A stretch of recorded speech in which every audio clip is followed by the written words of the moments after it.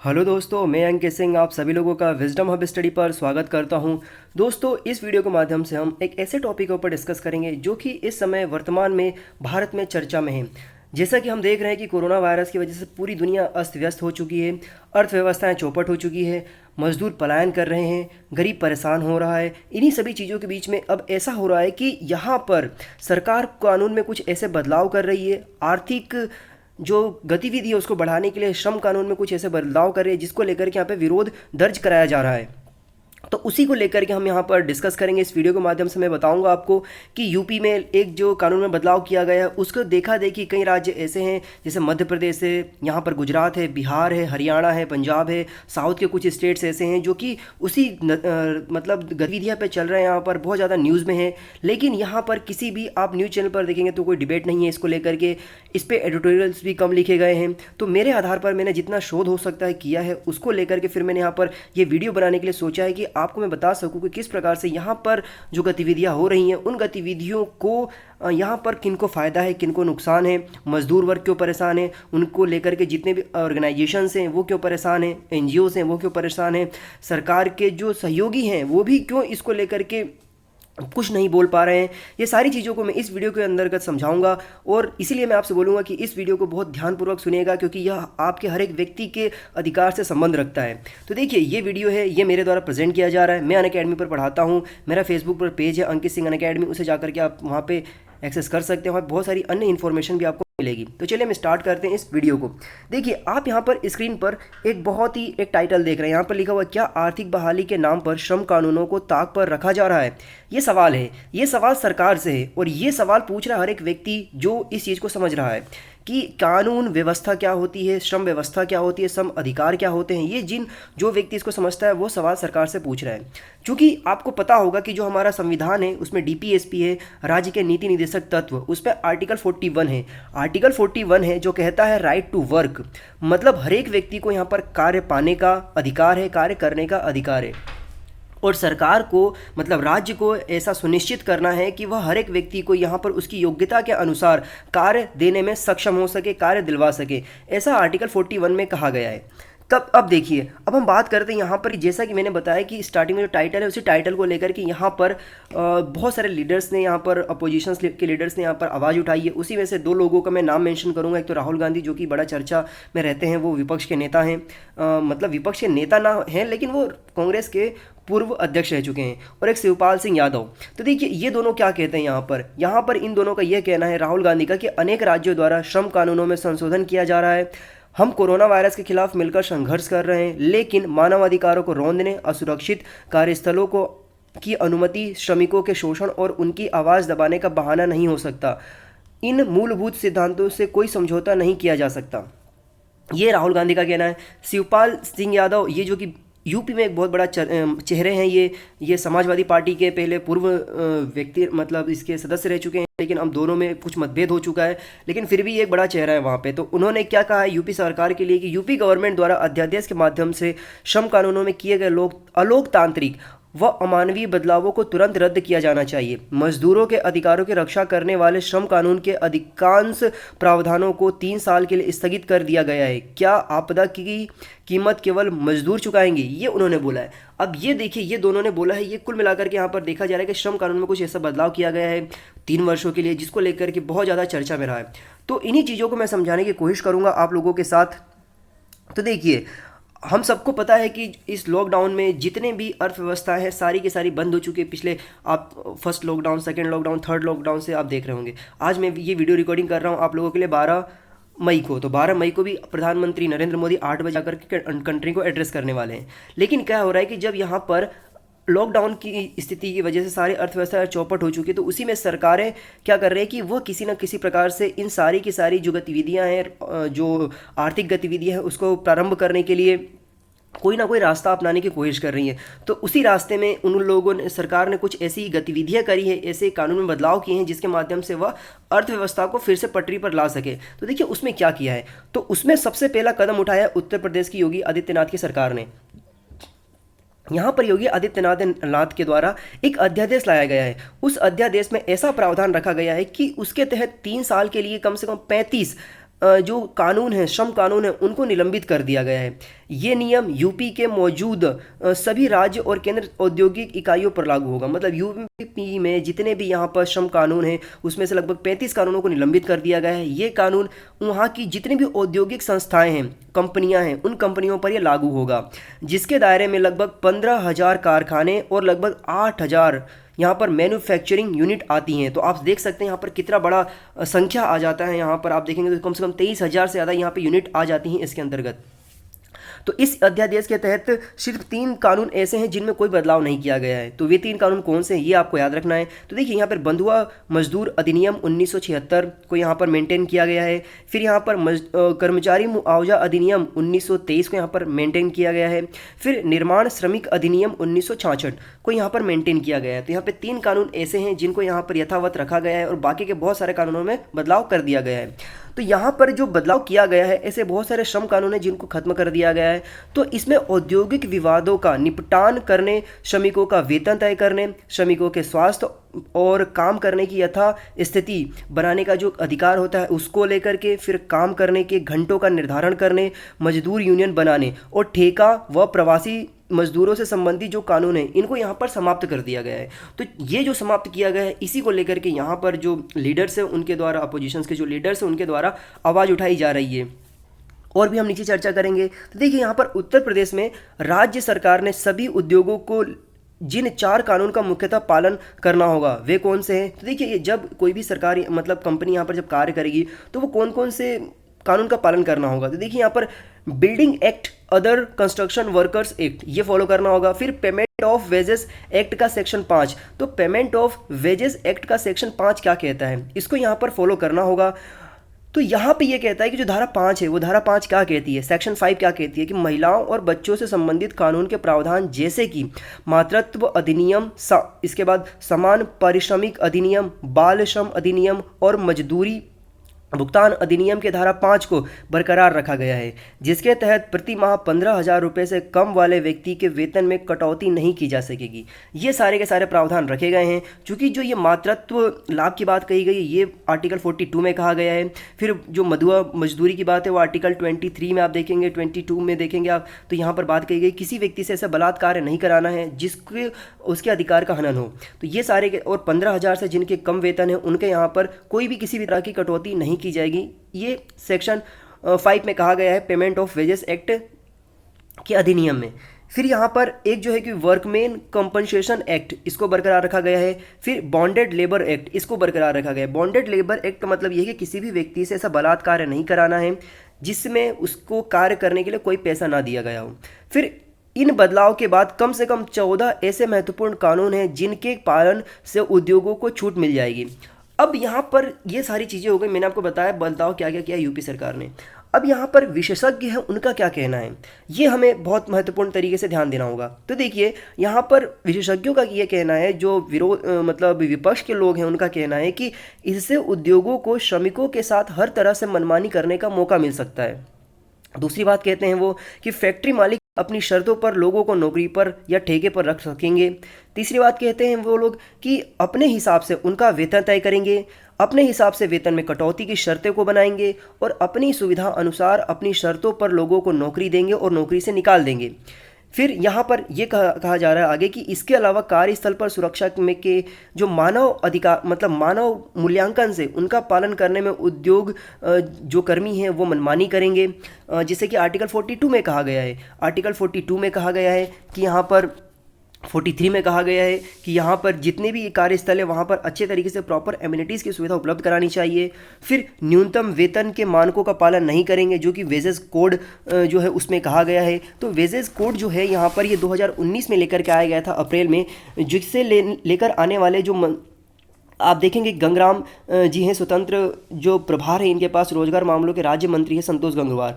ये 30 जुलाई 2019 को एक बिल लेकर के आए थे। उस बिल के तहत ये कहा गया था कि कम से कम ऐसे 50 करोड़ असंगठित मजदूर भारत में हैं जिनको यहाँ पर सुविधाएं नहीं मिलती है, तो उनको यहाँ पर इसमें शामिल किया जाएगा और उन्हें न्यूनतम मजदूरी 178 रुपीज़ पर डे के हिसाब से दिया जाएगा। तो उनको जो यहाँ पर वेजेस हो जाएगा ये यहाँ पर 4,628 प्रति माह के आधार पर हो जाएगा। चूँकि ये इतना अनफ नहीं है, जो 14वीं आर्थिक कमेटी बनी थी, उसमें यहाँ पर 15,000 मिनिमम कहा गया था, लेकिन उसका ये देखा जाए तो तकरीबन 33% के आसपास आ जाता है ये।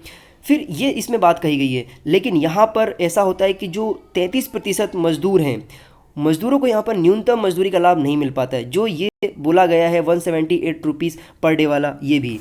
तो इसको लेकर के ऐसे बहुत सारे प्रावधान हैं जो कि यहाँ पर लागू कराना है लेकिन नहीं लागू होता है। तो अब अगर ये ऐसा प्रावधान लेकर के आया गया है कि मज़दूरों को बाहर निकाला जा सकता है, पैसे में कटौती की जा सकती है, अपने आधार पर दिया जा सकता है, तो फिर तो ये जो मिनिमम हमने प्रावधान रखा है जो कि जुलाई 2019 में लेकर के आया गया था, तो ये तो किसी हद तक पूरा होने की संभावना ही नहीं हो पाती इसमें। तो ये इसमें बात कही गई है। फिर यहाँ पर जो श्रमिकों को यूनियन बनाने के साथ साथ उनकी गतिविधियों को संचालन करने का जो अधिकार देता है आर्टिकल 19, ये उसका भी पूरी तरीके से वायलेशन करता है। फिर औद्योगिक विवादों का निपटारा कानूनी तरीके से नहीं हो सकेगा क्योंकि यहाँ पर 3 साल के लिए रोक लगाने की बात की जा रही है। फिर जो श्रमिक बोनस की मांग करते हैं, जो भी उन्हें इंसेंटिव्स की बात की जाती है, वो इंसेंटिव्स भी उन्हें नहीं दिया जाएगा, ऐसा इसमें ज़्यादातर जो एक्सपर्ट्स हैं उनके द्वारा कहा जा रहा है। उनकी सामाजिक सुरक्षा का ध्यान नहीं रखा जाएगा और जो मालिक होंगे वह अपनी आवश्यकता के अनुसार इनको रखेंगे और बाहर कर देंगे, ये ऐसा कहना है। फिर ये तो सारी उत्तर प्रदेश राज्य की बात हो गई थी, उसको लेकर के सारे एक्सपर्ट्स ने बात किया है, तो जो एक्सपर्ट्सों का बात कहना है वो सभी राज्यों को लेकर के है। फिर यहाँ पर उत्तर प्रदेश ने स्टार्ट किया। अब उत्तर प्रदेश को देखा देखी क्या हो रहा है कि बहुत सारे राज्यों ने परिवर्तन करना शुरू कर दिया। उसी में आप देखेंगे कि गुजरात, मध्य प्रदेश, हरियाणा, हिमाचल प्रदेश, राजस्थान, पंजाब, इसमें सभी राज्यों के जो मुख्यमंत्री हैं उन्होंने यहाँ पर कर दिया। अब दोस्तों मैं यहाँ पे आपसे यही कहना चाहूँगा कि इसमें कोई बीजेपी, कांग्रेस या समाजवादी पार्टी, बहुजन समाजवादी पार्टी या आम आदमी पार्टी की बात नहीं है, क्योंकि आप देखेंगे यहाँ पे तो गुजरात में बीजेपी की सरकार है, मध्य प्रदेश में बीजेपी की सरकार है, हरियाणा में बीजेपी की सरकार है, लेकिन यहाँ पर हिमाचल प्रदेश में देखेंगे, फिर राजस्थान, पंजाब की बात करेंगे तो यहाँ पे कांग्रेस की सरकार है। तो यहाँ पर कोई राजनीतिक पार्टी की बात नहीं हो रही है, यहाँ पे बात हो रही है सरकार की जो वहाँ पर रूल कर रहे हैं उनकी क्या मंशा है, ये सारी बात की जा रही है। तो वहीं पर आप देखेंगे कि तो फैक्ट्री अधिनियम में भी संशोधन किया जा रहा है। उसमें क्या किया जा रहा है संशोधन की बिना काम की अवधि को की जो कार्यविधि है, अभी तक क्या है कि आप जब देखेंगे फैक्ट्री अधिनियम कानून में, उसमें ऐसा कहा गया है कि व्यक्ति को अधिकतम 8 घंटे कार्य करना है उसको लेकर के, किसी भी काम को लेकर के। तो यहाँ पर इसमें बदलाव किया जा रहा है, इसको यहाँ पर 8 से बढ़ा करके 12 घंटे किया जा रहा है। तो ये भी एक मुद्दा उठाया गया है। फिर वहीं पंजाब में राज्य सरकार ने श्रम कानूनों और आबकारी नीति में बदलाव पर विचार कर रही है वो भी। फिर बिहार सरकार ने भी श्रम कानूनों में छूट देने के संकेत दे दिए हैं। तो इसको लेकर के सारे राज्य बदलाव कर रहे हैं। लेकिन यहाँ पर उत्तर प्रदेश के बाद जो सबसे बड़ा स्टेप्स लिया है वो लिया है मध्य प्रदेश की सरकार ने। मध्य प्रदेश की सरकार ने जो यहाँ पर डिसीजन लिया वो बहुत ही ज़्यादा यहाँ पर चर्चा में है, क्योंकि इसने बहुत ही व्यापक रूप से परिवर्तन कर दिया है। तो हम बात करते हैं कि मध्य प्रदेश सरकार ने क्या परिवर्तन किए हैं। तो देखिए, मध्य प्रदेश सरकार ने सभी औद्योगिक इकाइयों को के जितने भी श्रमिक वर्ग हैं, श्रम कानून हैं, उन श्रम कानूनों में यहाँ पर 1000 दिन के लिए लगभग यहाँ पर 3 साल आएंगे, उनके लिए यहाँ पर जवाबदेही से मुक्त कर दिया है। ये मतलब यदि कोई कानून की कंपनी है जो किसी भी प्रकार से कोई कार्य करती है, उसके लिए यहाँ पर कोई भी सुनवाई नहीं होगी, जवाबदेही से मुक्त कर दिया। मतलब उनको आंसरेबल ही नहीं होना है, कोई भी काम करे वो। तो ये मेरे हिसाब से एक बहुत बड़ा डिसीजन है ये। आप क्या सोचते हैं इसको लेकर के? आप बाकायदा अपने विचार को कमेंट सेक्शन में रखिएगा। फिर हम अगली बात कहते हैं कि अगला क्या डिसीजन लिया मध्य प्रदेश सरकार ने। तो देखिए, यहाँ पर सरकार ने 8 घंटे काम करने की जो अवधि होती है उसको बढ़ा करके 12 घंटे करने की छूट कर दी है। ये अन्य राज्यों ने भी किया है। लेकिन यहाँ पर सरकार ने ये बोला है कि कोई भी व्यक्ति अगर इस प्रकार कोई कार्य करता है तो उसको ओवर टाइम मिलेगा। ऐसा नहीं कि वो 4 घंटे एक्स्ट्रा काम कर रहा है तो उसको मेहनताना नहीं मिलेगा। सरकार ने कहा है कि उसको बाकायदा कंपनी उसका मेहनताना देगी।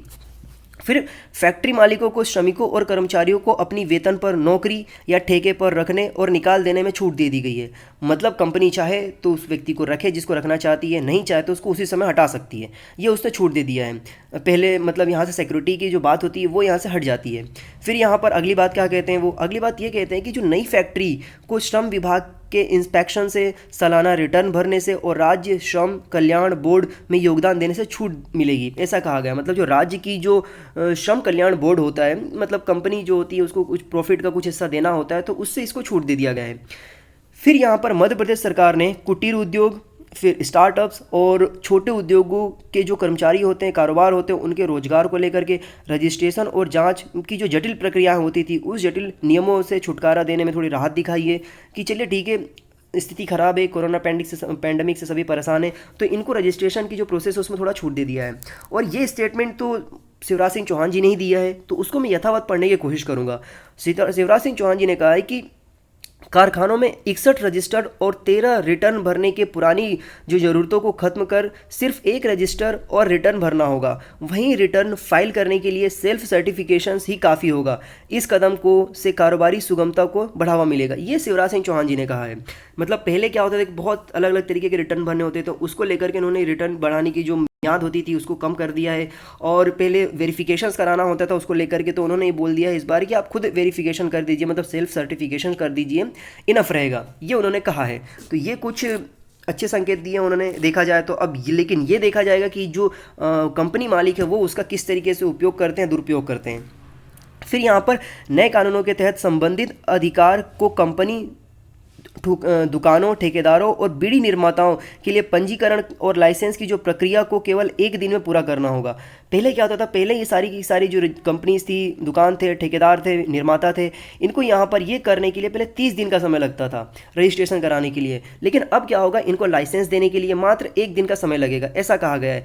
इसके साथ साथ ऐसा नहीं अगर कोई अधिकारी करता है, उसका रजिस्ट्रेशन कंप्लीट नहीं करता, लाइसेंस नहीं देता है, तो उस संबंध में जुर्माना लगेगा और यह व्यापारी को मुआवजे के तौर पर दिया जाएगा। मतलब जो व्यापारी इसका रजिस्ट्रेशन कराना चाहता है, यदि कोई अधिकारी इसमें लेट लतीफ़ी करता है तो उसके मतलब वेतन से, उसके प्रावधान से, जिससे भी उसको कोष होगा उससे उसको फाइन किया जाएगा। और वह फाइन का जो रकम होगी वह उस जो यहाँ पर ठेकेदार, दुकानदार, व्यापारी, निर्माता होगा उसके पास भेजा जाएगा। फिर इसके साथ साथ यहाँ पर और क्या कहा गया है इनके द्वारा कि इसके अलावा स्टार्टअप्स को अपने उद्योगों का केवल एक बार ही रजिस्ट्रेशन करना होगा, ये कहा गया है। फिर वहीं कारखाना लाइसेंस रिन्यूअल भी अब हर साल के बजाय 10 वर्ष में होगा। तो यहाँ पे पहले क्या होता था कि पहले हर एक वर्ष में कराना पड़ता था, जिससे रजिस्ट्रेशन डेट पास आती थी। लेकिन अब क्या होगा, 10 वर्षों में एक बार कराना होगा। लाइसेंस भी अब हर साल के लिए नहीं होगा, बल्कि पूरे कॉन्ट्रैक्ट अवधि के लिए मिलेगा। जैसे कोई आप कार्य करना चाह रहे हैं, तो कार्य करने के लिए आपने कॉन्ट्रैक्ट फिलअप किया है, आप उसमें आपका कॉन्ट्रैक्ट फाइल हो जाता है, आप उसको आपके पास मिल जाता है उसकी पूरी की पूरी जो टेंडर है। तो अब क्या होगा कि जब तक वो टेंडर आपके पास है तब तक एक बार ही आपको उसके लिए रजिस्ट्रेशन लाइसेंस कराना होगा, इसके बाद बार बार नहीं कराना होगा, रिन्यू नहीं कराना होगा। फिर यहाँ पर नए कारखानों के रजिस्ट्रेशन अब पूरी तरह ऑनलाइन होंगे। प्रदेश में दुकानें सुबह 6 बजे से लेकर के रात 12 बजे तक खुली रह सकेगी, ये भी इसमें कहा गया है। फिर यहाँ पर राज्य सरकार ने 100 से कम श्रमिकों के साथ काम करने वाले उद्योगों को औद्योगिक नियोजन अधिनियम के प्रावधानों से मुक्त कर दिया है और कहा है कि लघु एवं मध्यम उद्योग, मतलब यहाँ पर एमएसएमई अपनी ज़रूरत के हिसाब से श्रमिकों को रख सकेंगे, मतलब निकाल भी सकेंगे। फिर यहाँ पर ये बात कही गई है कि जो ट्रेड यूनियन और कारखाना प्रबंधन के बीच विवाद होता है तो क्या होगा, इसका निपटारा सुविधा अनुसार अपने स्तर पर ही किया जाएगा। इसमें यह कहा गया अपने स्तर पर किया जाएगा, मतलब यहाँ पर यह बोला गया है कि इसके लिए लेबर कोर्ट जाने की ज़रूरत नहीं है। तो अब डिसीजन किस प्रकार से होगा, इसको लेकर के सवाल उठ जाता है। फिर वहीं यहाँ पर 50 श्रमिकों से कम वाली फर्म में कोई सरकारी जांच नहीं होगी। वहीं ऐसे फर्म में रजिस्ट्रेशन की भी ज़रूरत नहीं होगी। छोटे और मंझोले फर्म में भी जांच लेबर कमिश्नर की मंजूरी के बाद ही होगा। तो ये जिस तरीके से यहाँ पर परिवर्तन किया गया है, इसको लेकर के सरकार के संकेत तो सही हैं, लेकिन हमेशा से ये माना जाता है कि भारतीय जो कर्मचारी वर्ग होता है और जो दुकानदार वर्ग होता है और जो उत्पादक वर्ग होता है, जो कारखाना का मालिक होता है, उन दोनों के बीच में हमेशा सामंजस्य नहीं होता है। ऐसा आरोप लगाया जाता है कि जो मालिक होता है वो शोषण करता है और जो मालिक होता है वो कर्मचारी पर ऐसा आरोप लगाता है कि कर्मचारी सही से काम नहीं करता है। अब इस परिस्थिति में इतनी सारी कानून में बदलाव किए गए हैं, इतना डाइल्यूट किया गया है, तो अब ये देखने में आएगा कि किस तरीके से इसका उपयोग या सदुपयोग किया जा रहा है या दुरुपयोग किया जा रहा है। फिर यहाँ पर कुछ मीडिया रिपोर्ट्स है। अब इन जो मीडिया रिपोर्ट्स ने यहाँ पर जो बात कही है वो बहुत ज़्यादा चिंताजनक है। इससे पहले एक बात है कि 20 से कम कर्मचारियों को रखने वाले ठेकेदारों को पंजीकरण कराने में छूट दे दी जाएगी, ये ऐसा भी कहा गया है। तो मीडिया रिपोर्ट्स क्या कहती हैं इन सारी चीज़ों को लेकर के और अन्य बातों को लेकर के, तो देखिए मीडिया रिपोर्ट्स में ऐसा कहा गया है कि फैक्ट्री मालिकों को, कर्मचारियों को कार्यस्थल पर रोशनी, वेंटिलेशन, शौचालय, बैठक की व्यवस्था, फर्स्ट एड की व्यवस्था, साप्ताहिक अवकाश जैसी न्यूनतम सुविधाएं देना भी अनिवार्य नहीं होगा, ये ऐसा कहा गया है। क्योंकि दोस्तों जब आप यहाँ पर आर्टिकल 43 पढ़ेंगे डीपीएसपी के अंतर्गत, तो यहाँ पर ऐसे बहुत सारे प्रावधान कहे गए हैं। उसमें ऐसा व्यवस्था किया गया है कि कोई भी जो ऑफिस होगा उस ऑफिस में बाकायदा ऐसी व्यवस्था करनी होगी, जैसे कि पानी की व्यवस्था करनी होगी, जितने भी फर्स्ट एड की बात की गई है, बैठने की व्यवस्था की जानी होगी, शौचालय, वेंटिलेशंस, साप्ताहिक अवकाश, ये सारी बात कही गई है आर्टिकल 43 में। लेकिन ये सारे के सारी चीज़ें सरकार ने इसको छूट दे दी है, ऐसा मीडिया रिपोर्ट्स के अनुसार कहा जा रहा है, जो कि कितना उचित है कितना अनुचित है ये आप खुद डिसाइड करिए। फिर यहाँ पर राज्य अपने स्तर पर इनमें से जितनी भी रियायतें लागू हो सके वह कर चुकी है और नहीं भी कर चुकी हैं। तो इसको लेकर के आप कितने सोचते हैं, ये अपना जरूर विचार मुझे कमेंट सेक्शन में बताइएगा। फिर यहाँ पर चूंकि श्रम संविधान को जो कंकरेंट लिस्ट में शामिल किया गया, हमारी 3 तरह की सूची होती है हमारे संविधान के अंतर्गत। एक होती है राज्य सूची, जिसमें हम राज्य मतलब केंद्र सूची होता है, एक राज्य सूची होता है जिसमें राज्यों के द्वारा विषय शामिल किए जाते हैं, और एक होता है कॉन्करेंट सूची। तो कॉन्करेंट सूची में क्या होता है कि राज्य और केंद्र दोनों सरकार कानून बना सकती है यहाँ पर। तो ये चूंकि कॉन्करेंट लिस्ट में है, तो अब क्या हुआ है कि राज्यों ने ये जो जितना भी परिवर्तन किया इसके लिए केंद्र सरकार के पास बना करके भेजा है अपना रिपोर्ट। तो यहाँ पर यह आ जाता है कि जो कितने भी बड़े निर्णय हैं उसको लागू करने के लिए केंद्र सरकार की अनुमति मांगी गई है। तो अब देखना ये है कि केंद्र सरकार इनमें लेकर के कितने सजग है और कितना उसको लागू करती है, और कितना उसमें परिवर्तन जो होता है उसको रिकमेंडेशंस को स्वीकार करती है और मना करती है। ये अब देखने वाली बात है, क्योंकि ये जो विषय है जो परिवर्तन की गई है ये राज्यों के द्वारा किया गया है, ना कि केंद्र सरकार के द्वारा। मैं ये आपको स्पष्ट कर देता हूँ। फिर यहाँ पर यह होगा कि जैसा कि मैंने आपको बताया था कि केंद्र सरकार जुलाई 2019 में वेजेस कोड बिल के साथ ही संसद में occupation safety health and working conditions bill लेकर के आई थी, कोड लेकर के आई थी, जिसे यहाँ पर OSH कोड बिल कहा गया था। इस बिल में मजदूरों के बेहतर काम करने की स्थिति, उनके संबंधी स्वास्थ्य संबंधी महत्वपूर्ण अधिकारों को शामिल करने की बात कही गई थी। यह उसमें बात कहा गया था। फिर यहाँ पर दोस्तों जो गुजरात ने परिवर्तन किया है मैं उसको भी बता दूं आपको कि गुजरात राज्य ने जितने भी अभी ये बातें चल रही है उसमें लेकर के उसने नए उद्योग नीति जो बनाई है उसके तहत 1200 दिनों के लिए श्रम कानूनों में छूट दे दी है। मतलब यूपी ने कितना दिया है, आपने देख लिया, यूपी सरकार ने भी लगभग 3 वर्षों के लिए दिया है, मध्य प्रदेश सरकार ने भी 3 वर्षों के लिए दिया, और गुजरात सरकार ने तो 1200 दिनों के लिए दे दिया यहाँ पर। और इसके साथ साथ अब मैं आपको बताऊंगा यहाँ पे कि इसको लेकर के क्या विरोध हो रहा है, क्या आलोचना की जा रही है, कुछ लोग समर्थन भी कर रहे हैं। देखिए जो आलोचक वर्ग है वो क्या कह रहा है, आलोचक वर्ग में बहुत सारे बड़े बड़े ऑर्गेनाइजेशंस आई हैं। उनका कहना है कि श्रम कानून के विशेषज्ञ इस निर्णय को निंदा करते हैं। ट्रेड यूनियन इन रियायतों की बड़ी कड़ी निंदा करती है, जैसे कि centre of Indian trade unions, जिसे सीटू कहा जाता है, ने इसका मुकाबला करने के लिए जो सभी श्रम संगठन है उनको एकजुट होने के लिए कहा है। Centre of Indian trading unions के जो महासचिव हैं प्रेमनाथ रॉय, उन्होंने क्या कहा है, उन्होंने ये कहा है कि यह अध्यादेश लागू होने पर मजदूरों के न्यूनतम मजदूरी, ग्रेचुइटी और जो दूसरे भत्तों का लाभ है वो नहीं मिल सकेगा। इसके अलावा उनकी छटनी भी किसी भी समय की जा सकेगी, जिससे मजदूरों में सामाजिक और आर्थिक असुरक्षा का भय हमेशा से बना रहेगा। यह मजदूरों के मनोवैज्ञानिक स्थिति के लिए बहुत घातक है। इसके अलावा काम के घंटे बढ़ जाने से उनके ओवरटाइम मिलने की जो भी यहाँ पर संभावनाएं थी वो कम हो जाएगी, ये इनका कहना है। फिर इसके साथ साथ यहाँ पर एक और बड़ा ऑर्गेनाइजेशन है जो कि all India trade union Congress है, जिसे हम एटक कहते हैं, AITUC की महासचिव है अमरजीत कौर। वो क्या कहती हैं, देखिए दोस्तों मैं आपको यहाँ पर एक स्पष्ट कर देता हूँ, कांग्रेस जब वर्ड यूज़ किया जा रहा है तो कांग्रेस का मतलब ये नहीं होता है कि राजनीतिक पार्टी, कांग्रेस मतलब होता है एक संगठन। जब यहाँ पर कांग्रेस की बात की जाएगी राजनीतिक पार्टी के यहाँ पर इंडियन नेशनल कांग्रेस की बात करी जाएगी मेरे वीडियो में हमेशा। यहाँ पर कांग्रेस का मतलब है एक संगठन, ये कोई राजनीतिक संगठन नहीं है, ये एक यूनियन है। फिर यहाँ पर ये महासचिव हैं उनकी अमरजीत कौर, वो क्या कहती हैं, उनका ये कहना है कि कोरोना लॉकडाउन की स्थिति में जब मजदूरों के हितों की सबसे ज़्यादा रक्षा की जानी चाहिए तब सरकार उन्हें उद्योगपतियों के रहमो करम पर छोड़ रही है। अब उनके हितों पर चोट पहुँचाने वाले के खिलाफ कोई आवाज़ नहीं उठाई जा सकेगी और ना ही कोई ऐसा कानूनी मदद है जो उनको दिलवाया जा सकेगा। यह देश के करोड़ों मजदूरों के हितों के साथ खिलवाड़ हो रहा है, ये इनका कहना है आहूजा जी का।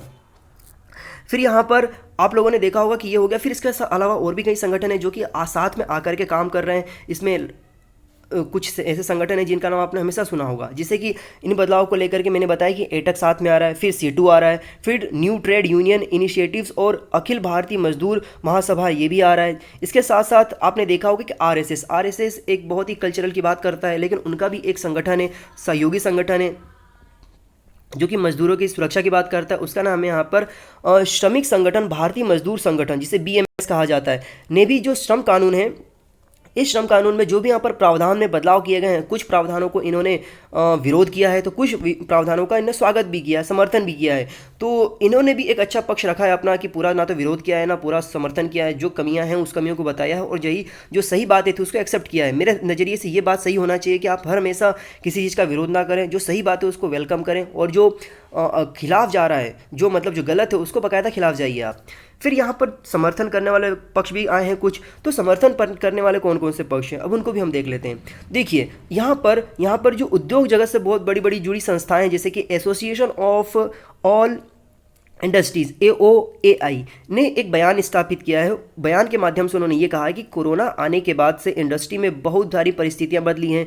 इसके बाद सरकार ने श्रम कानून में जो बदलाव किए हैं वे बहुत ही व्यवहारिक हैं, मतलब ये वेलकम कर रहे हैं कि सरकार ने जो परिवर्तन किया है वो ठीक है हमारे लिए। फिर इसके साथ साथ जो काम करने के घंटे बढ़ाने के सवाल पर AIO क्या कहता है, उन्होंने ये कहा है कि कोरोना का संकट खत्म नहीं हुआ है, इससे कोरोना काल में कम मजदूरी में मजदूर रखकर भी फैक्ट्रियों में काम कराया जा सकेगा। इन्होंने एक सकारात्मक संकेत ये दिया है कि देखिए भैया ऐसा है कि मजदूर तो कम आएंगे क्योंकि अब संख्या कम करनी है, तो उन्हीं मजदूरों से जब हमें ज़्यादा काम करवाना होगा तो हम उसका कंपनसेशन कर सकेंगे, ये उन्होंने कहा है। तो ये उन्होंने ये बात कहा है। फिर जो मजदूरों के लिए स्वास्थ्य के लिए बेहतर स्थिति है, उन्होंने ये बोला कि हम बाकायदा इकोसिस्टम अच्छा बनाएंगे। फिर भारत की एक बहुत बड़ी संस्था है, प्रेस्टीजियस संस्था है जो कि कन्फेडरेशन ऑफ इंडियन इंडस्ट्री है, CII। इन्होंने क्या किया कि काम के घंटों को बढ़ाने और अन्य बदलाव का इन्होंने स्वागत किया है कि चलिए ठीक है, काम बढ़ाना जो बढ़ाने की बात कही है उनके घंटों की, इनने स्वागत किया है कि अब ये लेकर के बात है कि देखिए अब जो भी परिवर्तन किया गया ऐसा नहीं है कि सरकार ने बोल दिया और सारी कंपनियां अपने हिसाब से करने लग जाएंगी। उसके बाद भी CII है, फिर AOI है, ये बड़ी संस्थाएं हैं, ये बाकायदा एक प्रोटोकॉल्स बनाएंगे, उसके तहत सारी जो कंपनियां हैं वो काम करेंगी। फिर इसके साथ साथ उत्तर प्रदेश के जो व्यापारी वर्ग के जो कल्याण बोर्ड है उसके जो अध्यक्ष है रविकांत गर्ग, उन्होंने क्या कहा है, उन्होंने ये कहा है कि प्रदेश के औद्योगिक क्रियाकलापों और आर्थिक गतिविधियों को पुनः पटरी पर लाने के लिए सरकार ने जो निर्णय लिया है वह काफ़ी अहम साबित होगा। इन निर्णयों के बाद लॉकडाउन में से जो भी चरमराई हुई जो आर्थिक व्यवस्था है, जो उद्योग व्यवस्था है, जो व्यापार व्यवस्था है, उसको काफ़ी राहत मिलेगी और प्रदेश में नए निवेश और औद्योगिक प्रतिष्ठान स्थापित करने का यहाँ पर अवसर मिलेगा, ये इन्होंने कहा है। दोस्तों अब इसके माध्यम से मैंने आप लोगों को जो समझाया है, जो वीडियो मैंने डिस्कस किया है, मैंने सारी स्पष्ट क्लियर कर दिया है कौन से राज्य ने क्या क्या कहा है। अब आपके क्या विचार हैं इसको लेकर के, अब आप अपने हिसाब से क्या सोचते हैं इस चीज़ को जरूर मुझे कमेंट सेक्शन में बताइएगा कि जो भी सरकार ने यहाँ पर परिवर्तन किया है क्या वह सच में जो श्रम कानून है उसको पूरी तरह से बदलाव कर रहा है, उसके साथ खिलवाड़ कर रहा है, या जो भी यहाँ पर मजदूर होते हैं उस मजदूरों के अधिकारों का हनन कर रहा है। दोस्तों यहाँ पे एक और चीज़ बता दूँ मैं, यहाँ पर वह हर एक व्यक्ति शामिल होगा, चाहे वो एक मल्टीनेशनल कंपनी में काम कर रहा हो या चाहे वह मिट्टी का भट्टा में काम करने वाला ईंट बनाने वाले भट्टे में काम करने वाला व्यक्ति क्यों ना हो, वह सभी कर्मचारी इसमें बाध्य हो जाते हैं इस कानून को फॉलो करने के लिए, और वे सभी कंपनियां बाध्य हो जाती हैं इसको फॉलो करवाने के लिए। अब ये आप कितना सोचते हैं, कितना सही है, कितना गलत है, अपने विचार को जरूर प्रस्तुत करिएगा कमेंट सेक्शन में। मेरा उद्देश्य था आप लोगों को बताना, सत्य बताना, क्या सत्य है, और मैं अपने विचार यहाँ पर नहीं दूंगा क्योंकि अब मैं आप लोगों से अपने विचार मंगाऊंगा। इसके बाद हम डिस्कस करेंगे बाकायदा कमेंट सेक्शन में कि क्या सही है क्या गलत है। मैंने आपको जो भी कानूनी प्रावधान है, क्या आर्टिकल्स में कौन सी बात कही गई है, ये सारा मैंने आप लोगों को मेंशन कर दिया है। अब इसी के साथ आप लोगों का जिम्मेदारी ये है कि आप इस जानकारी को अपने दोस्तों के साथ शेयर करिए, जितना हो सके उतना शेयर करिए, क्योंकि जब भी आप शेयर करेंगे लोगों को जानकारी प्राप्त होगी, तब जाकर के इस पर एक डिबेट होगा। हमेशा डिबेट एक पॉजिटिविटी के लिए होना चाहिए, अधिकार के लिए होना चाहिए, फंडामेंटल राइट्स के लिए होना चाहिए, और इन राइट्स को करने के साथ साथ हमें अपनी फंडामेंटल ड्यूटी से उसको भी निर्वाह करना चाहिए। और इसी के साथ मैं आप लोगों से विदा लेता हूँ, मुलाकात होगी फिर से एक नई वीडियो के साथ। हैव ए गुड डे, जय हिंद, जय भारत।